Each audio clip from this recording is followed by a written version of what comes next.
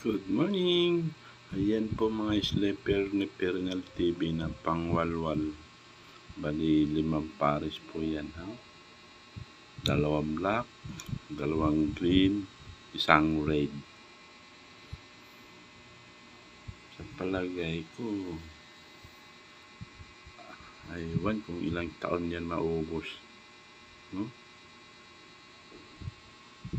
Dahil bawat isa dyan papatak ng 3 taon o 4 na taon o 9 na taon. Kasi yung ginamit ko 2016 pa yun. Ang ginagamit ko ngayon dito sa Tondo. Yung sana ako magko-cover ng yung pambahay lang. Magsa 10 taon na. 5 pares yan. Oo.